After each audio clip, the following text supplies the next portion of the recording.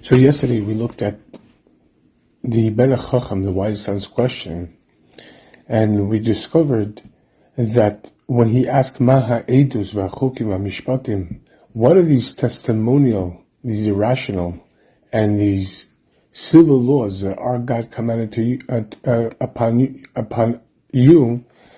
We saw that the you is you who sojourn in the lower worlds, and Bria, Yitzira, and Sia, because the Ben Chacham corresponds to the world of Atzilut. And over there we explained that there is existential nullification. As we explained yesterday, the difference between the two types of nullification, and this is the highest degree of nullification. And so from that perspective, the Ben Chacham is asking, why are we dividing the mitzvot into categories when these categories are based on the human mind's limitation? That what makes a civil law, the fact that it makes complete sense. What makes a testimonial law a testimonial law is because it makes somewhat sense. And an irrational law, it makes absolutely no sense. But all those in relation to the human capacity to understand, to tolerate divinity, and to internalize it. And so, over here, the Ben Chacham is asking, why are we dividing mitzvahs based on the limitation of the human understanding? And not only regarding the civil law and the testimonial law, but also regarding the irrational law. Because what makes irrational law is the fact that in relative to being rational, it's not. And so the Ben Chacham is asking, why are we dividing Hashem's desire, Hashem's mitzvot, into the human frame? Why is it that we can't just respond of complete and utter Kabbalah's all to every mitzvah?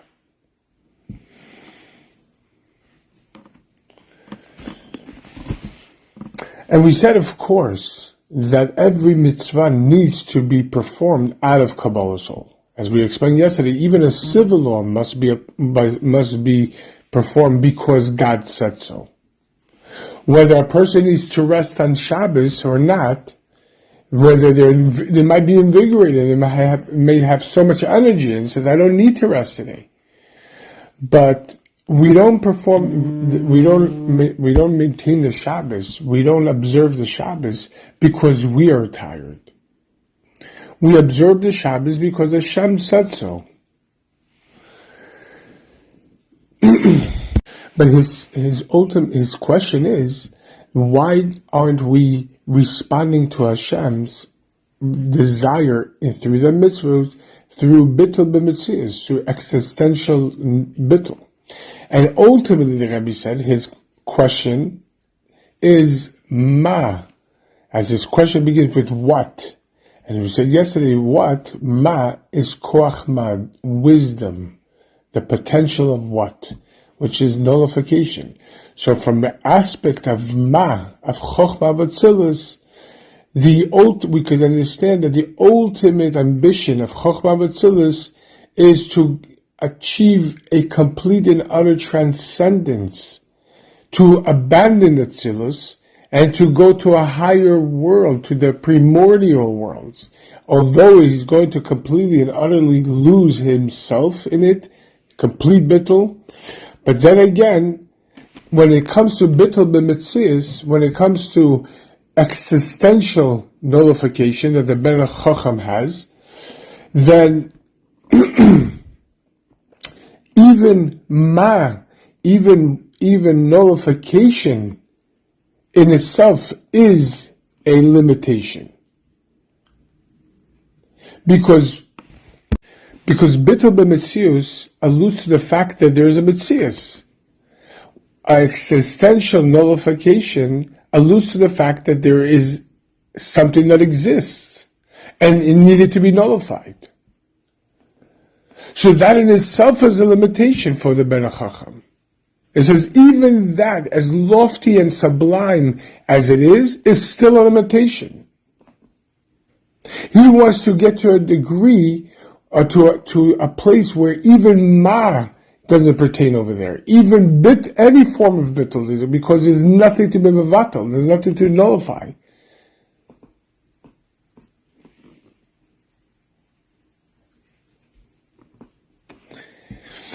So now comes the answer, because from the perspective of this question, it seems that the son has truly lofty aspirations, very deep spiritual desires.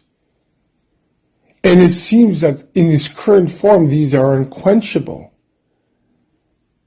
That he wants more than the loftiest degrees of Atzilus.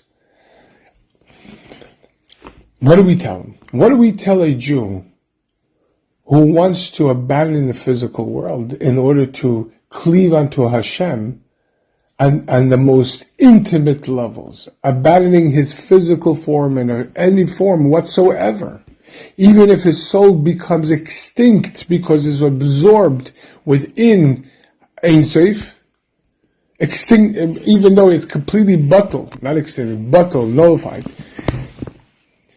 What do we answer such a person that wants to serve Hashem by losing himself in Hashem?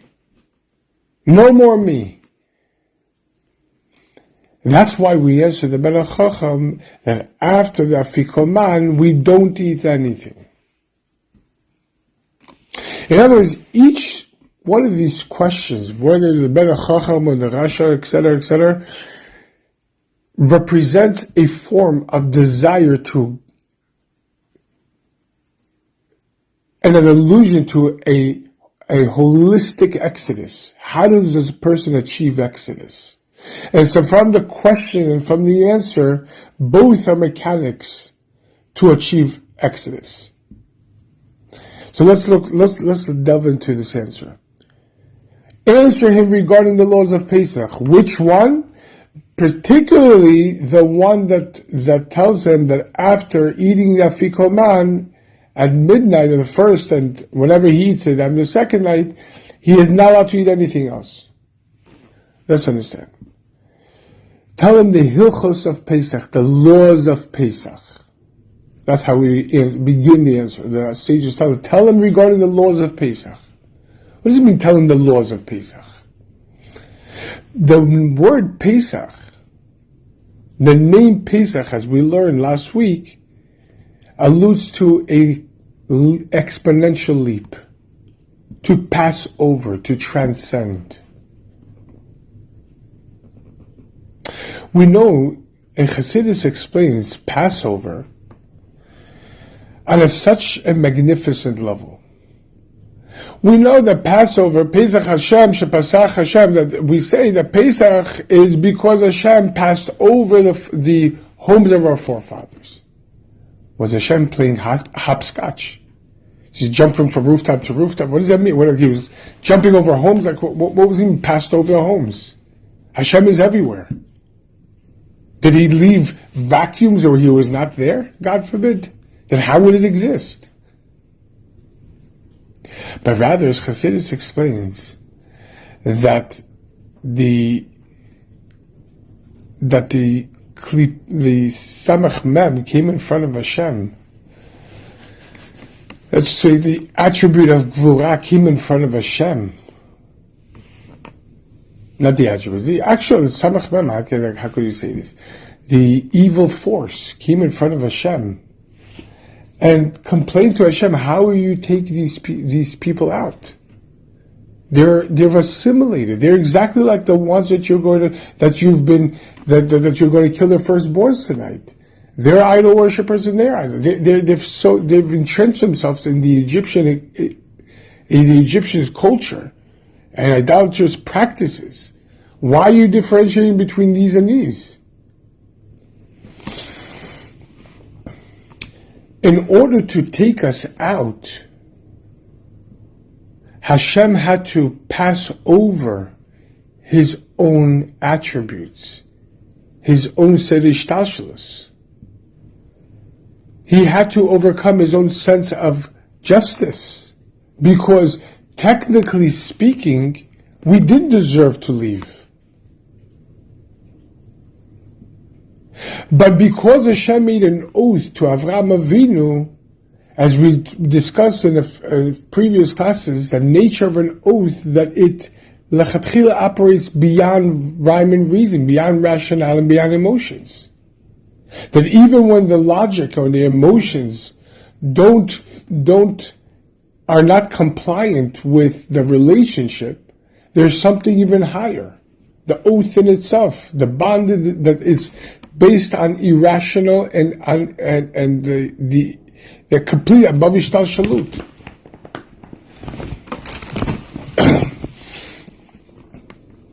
And so in order to take us out, Hashem had to pass over himself.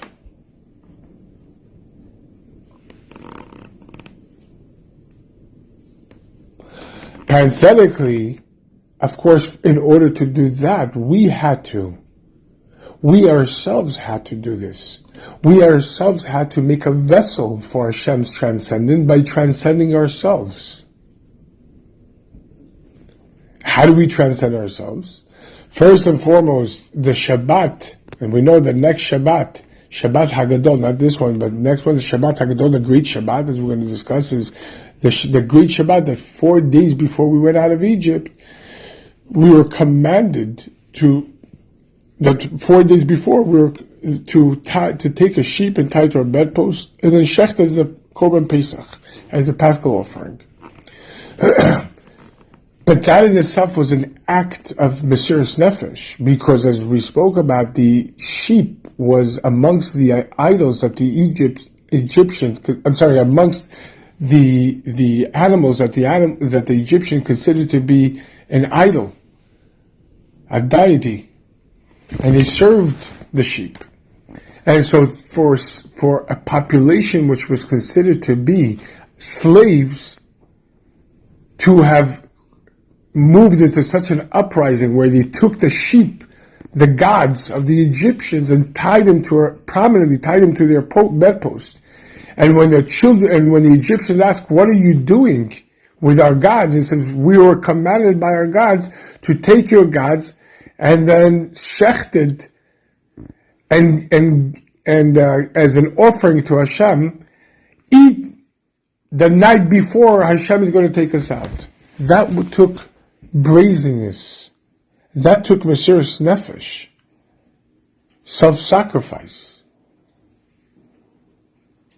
That's why we're commanded to take the blood of the sheep and put on our doorpost. But at the same time, we're also commanded to circumcise ourselves, because for one reason or another, we stopped circumcising ourselves in Egypt.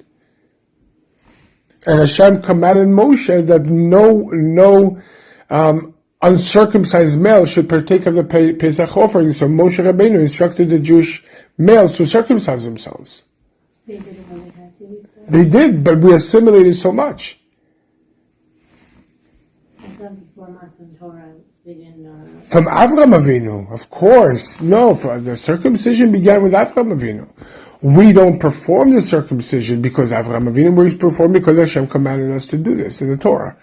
But nevertheless, it's tied into Avraham Avinu's circumcision. That was going from generation to generation.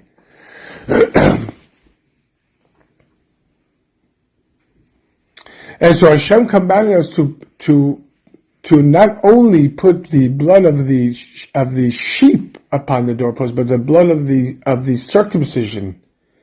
2 aspects of Mesiras Nefesh. And that's why Hashem specifically told Moshe that he is going to be coming at midnight. Because midnight, as we learned prior, alludes to a time which is direct, immediately. It's not morning and it's not night. So when exactly is midnight? When exactly is midnight? Let's just say on a day that is 12 and 12 hours, when exactly is midnight?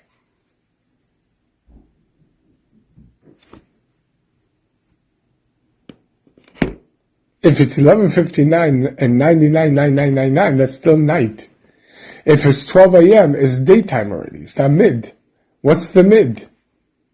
Hashem specifically told Moshe to tell Paro that at midnight he's going to come with the plague of firstborn. But when is midnight exactly? That's why Moshe Rabbeinu told Paro around midnight. That way, Paro, as our Talmudic sages explain, that way Paro won't doubt when exactly that Moshe, whatever that Hashem said at midnight. So, if being that human beings cannot really calculate midnight, he told them around midnight. So Paro wouldn't doubt that what Hashem said was 100% accurate. But in itself, the Rebbe explains that midnight is above both daytime and nighttime. That there is an instant that is only recognizable by Hashem himself that is actual midnight. Human beings cannot discern this. We cannot gauge it. Because the daytime is, the one whole day is divided into two portions. Erev Avoiker, evening and morning time. And midnight represents a transcendence of both. Of which was, evening and daytime is Gvura and Chesed. So when Hashem says, I'm going to come at midnight, means I'm coming above Chesed and Gvura, above my own means of judgments. Do they deserve or don't they deserve? So in order to take us out, Hashem had to leap, pass over his own attributes.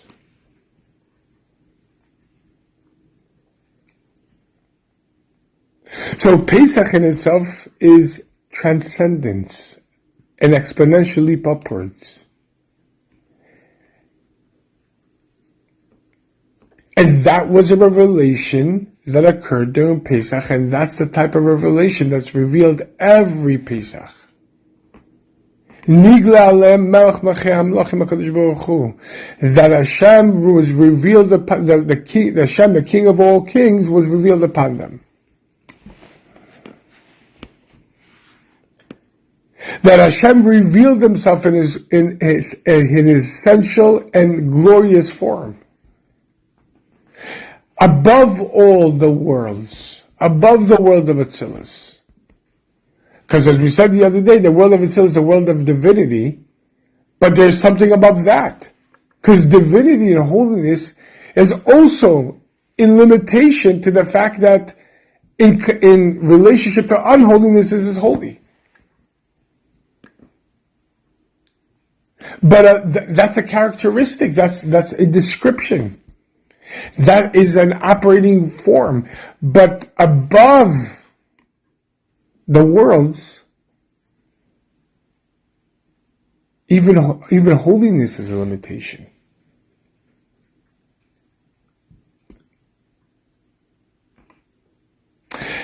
And we see that this is above the four worlds because when Hashem says that I am coming, he used four descriptions.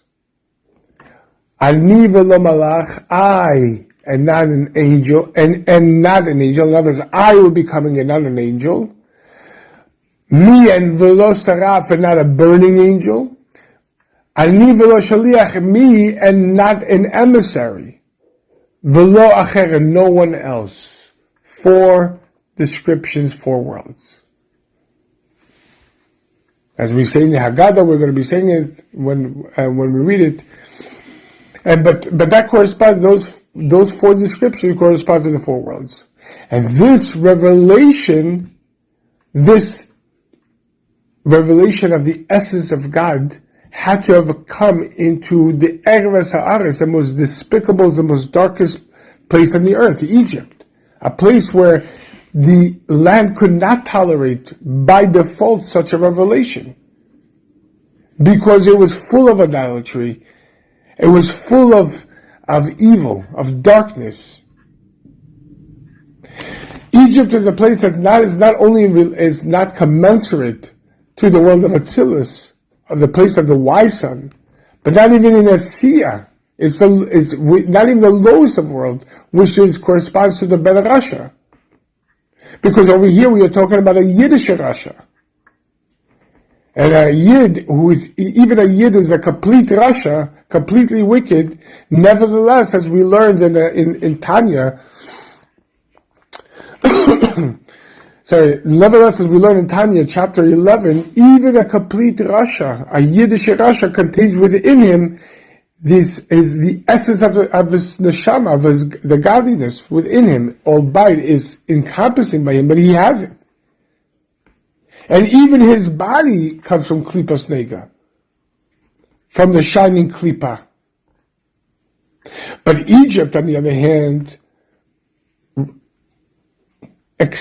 emanates and expresses the three unholy Klippos. And this, not only is derived, but they were steeped in idolatry, which is a complete denial of God.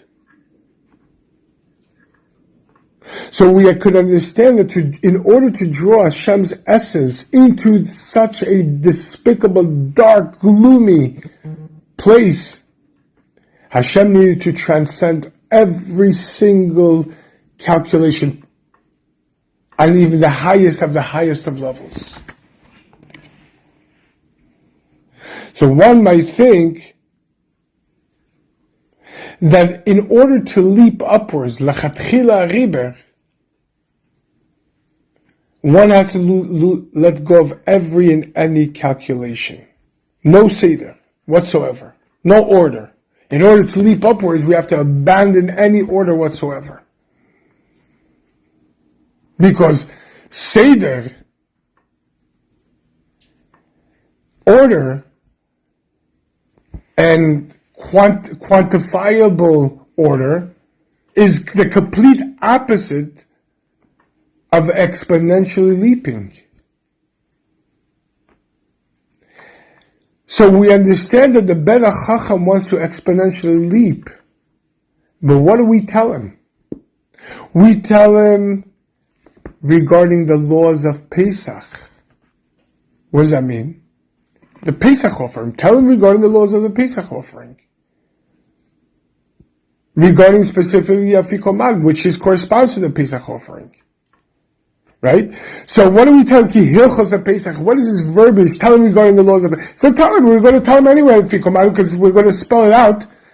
The sages begin by telling us, the sages instruct us to answer his question by introducing the answer. Tell him regarding the laws of Pesach. What specifically? That we don't need after the Afikoman. So if we're going to tell him anyway, the sages are going to spell it out for us, why tell him regarding the laws of Pesach? Just tell him that after the Afikoman we don't need. What does that mean? Hilchos HaPesach. Even in regarding the Korban Pesach, that through this Korban we made a vessel, as we said before, to draw the exponential revelation of Hashem within Egypt. In other words, a complete and utter transcendence of all Ishtashalos. But even in relations to this Korban that was used as a way to draw the Hashem, the essence of Hashem, there are many laws that were spelled out. It wasn't just a free-fall, just bring whatever you want, a sheep in any there were many laws that had to have been given. The way it was prepared, it has to be complete, and the way it was prepared, and so on and so forth. When could it be eaten, and when did it have to be eaten by? There are many laws. You would think if you were going to exponentially jump, then why do we need to calculate? Why does there have to be any order?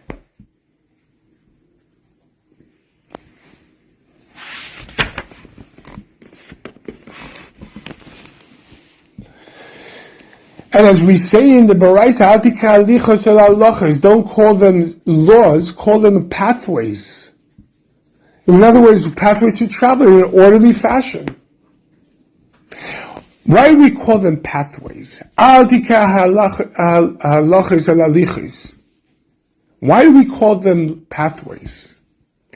Because they are pathways from below to above to reach our connection with Hashem.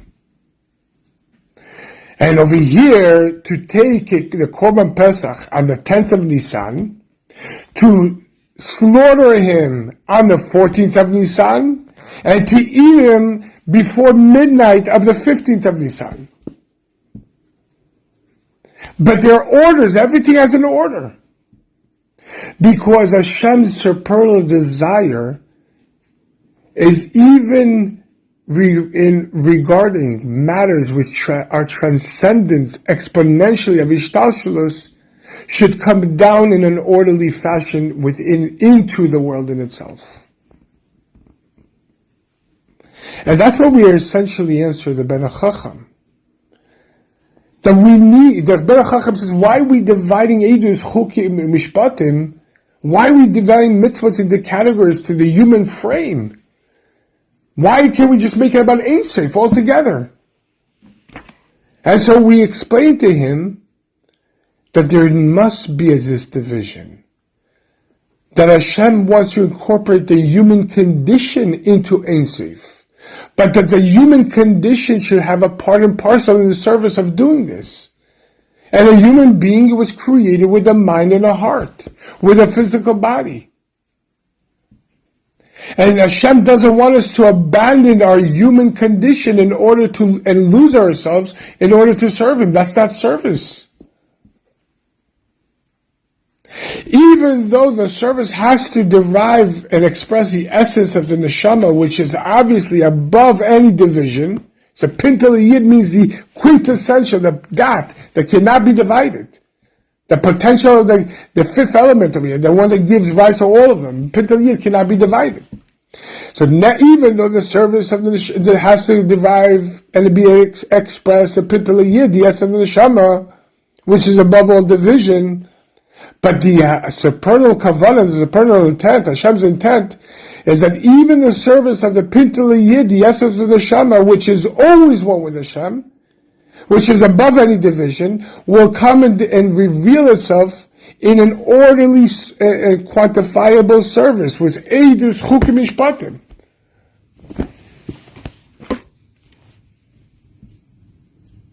In other words, the Ben HaChacham is asking, why do we have to engage the human condition? We could just serve Hashem with Bittul B'Metzias altogether. And completely lose any aspect of quantifying Torah and mitzvahs. It's all God. What's the difference?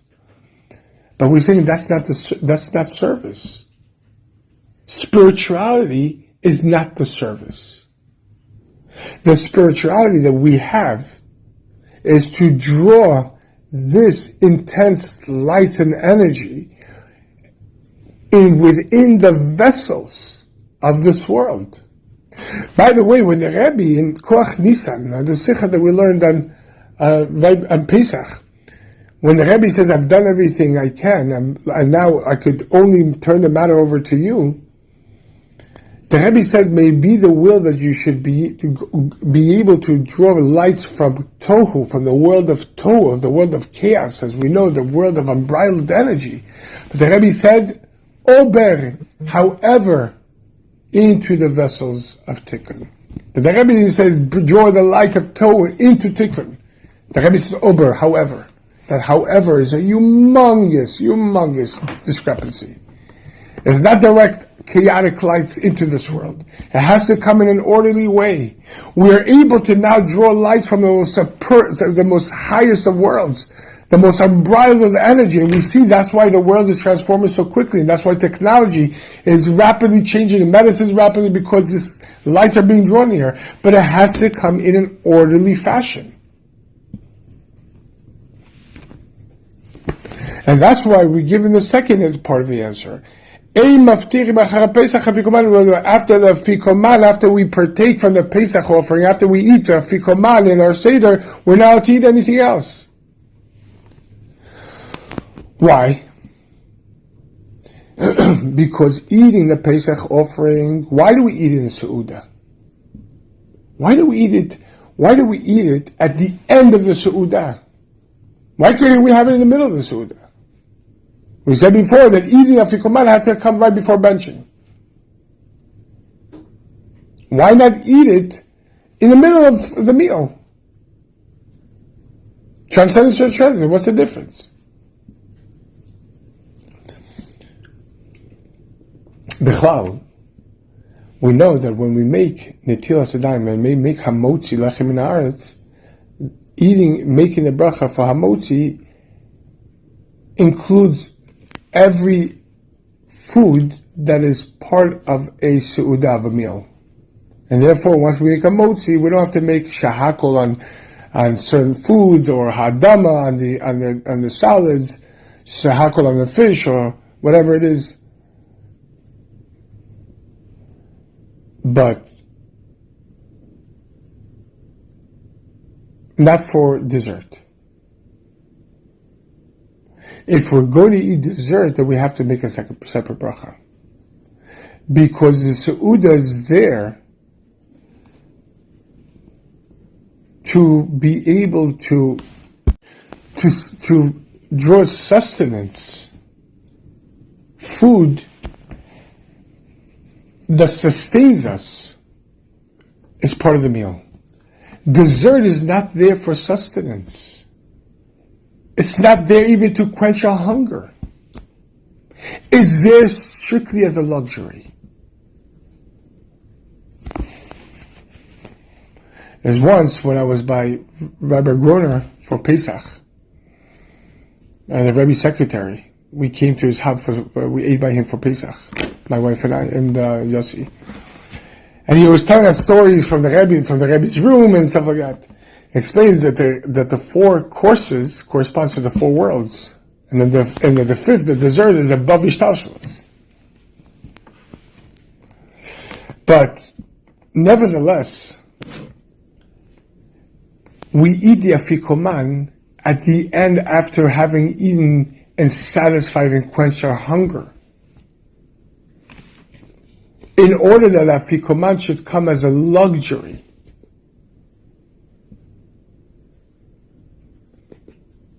And after eating the afikoman, we are forbidden to eat anything in order that the taste will not be nullified.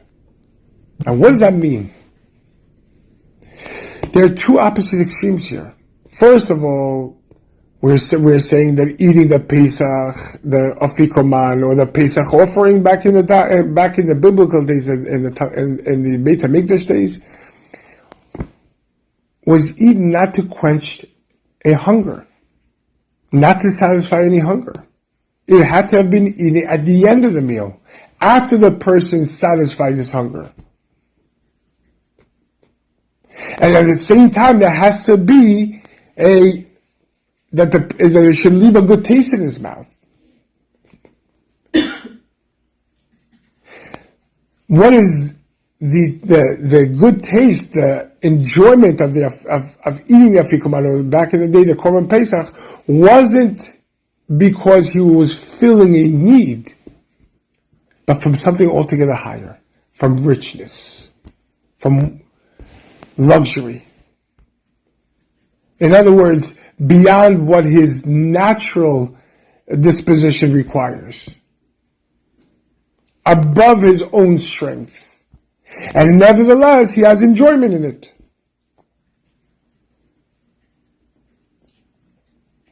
Enjoying something that is utterly above his own reality. In other words, even the connection between the essence and the soul with Hashem obviously transcends all the particular soul powers, etc.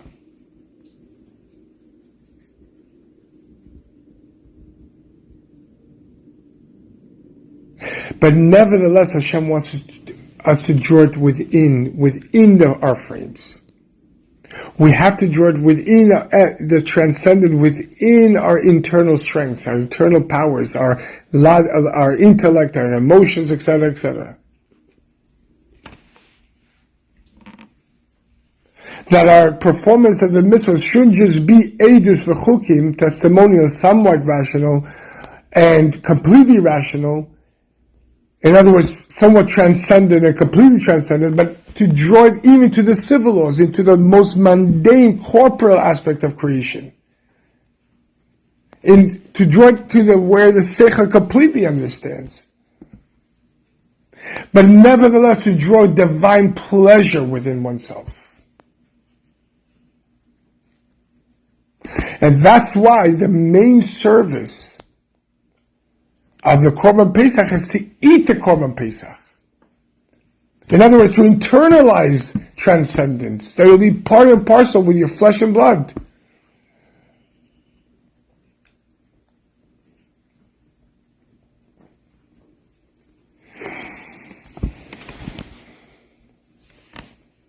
And not only transcendence should be inside, but the luxury of your transcendence should be part of him. But afterwards, not to eat anything else. That taste, that pleasure will not be nullified from his mouth. In other words, there's a Pesach which is transcendent of all understanding, comprehension. And even now, when we eat the matzah instead of the Korban Pesach of Afikoman, the bread of faith, in other words, faith which completely and utterly transcends logic and reason, nevertheless, we have to internalize it, and even though it derives from above Ishtalshalos, that faith comes from above right and reason, nevertheless we have to have pleasure within it. So essentially what we tell the Ben Chacham is that the desire to transcend is not based on your needs. Yiddishkeit and transcendence is not an escape from the human condition. That's not what Hashem wants. It's not there to come and quench a hunger for you, a thirst, to get into spirituality and Yiddishkeit because a person feels an emptiness inside. For this we have the third commandment, don't use my name in vain. Don't use Yiddishkeit as a way to satisfy your needs. That's not what I'm here for. Because we know if that's what Yiddishkeit is based for, what if a person doesn't have needs one day? Or what if he's not in the mood anymore? And even the loftiest level where you could guarantee, because the Ben Chacham is a tzaddik, who aspires to leave the world behind. So obviously he's never going to chas v'shalom fall down. But over here we're telling him even your climb up is not based on your needs. It's based on what Hashem wants it to be. So even transcendence has to be drawn down within the frame of the human condition. Even the Pesach Seder is called Pesach, transcendence, and Seder, order. That the transcendence has to come within order. Now, what order? 15 steps. That even transcendence has to come in a very structured manner because that's what Hashem wants. So our transcendence is not chas v'shalom to abandon our human condition, but to work on it in order to refine it and to draw God within the frame, and that requires there are mitzvahs in the daytime, mitzvahs in the nighttime, there are brachot that we say like this, and brachot that we say like this. There's time to learn this, and there's time you have to learn this, and so on and so forth. Everything in Yiddishkeit is very orderly. And that's what we tell them. Yiddishkeit is not about abandoning Ishtalshalos. It's about drawing down that which is beyond Ishtalshalos within the frame of Eidus Chukim Mishpatim. There's another question that we need to ask. What's this order of Eidus Chukim Mishpatim? The testimonial mitzvahs, the rational mitzvahs, and the civil laws. What is this order? It doesn't seem that it's going from below to above or above to below. Because below to above is civil laws, mishpatim, eidus, the chukim, the civil laws, the semi-rational laws, the testimonial laws, and the completely rational laws. Or above to below, the chukim, the irrational mandates, then the testimonial, and then the civil laws. What is this order that the Ben Chacham is asking altogether? What is Eidus Chuk Mishpatim? It's first testimonial, which is the middle one. Then there is the irrational one, and then we go to the bottom. What's this order? Well, that's a whole discussion by itself. We're going to get into it next week. Shabbat Shalom.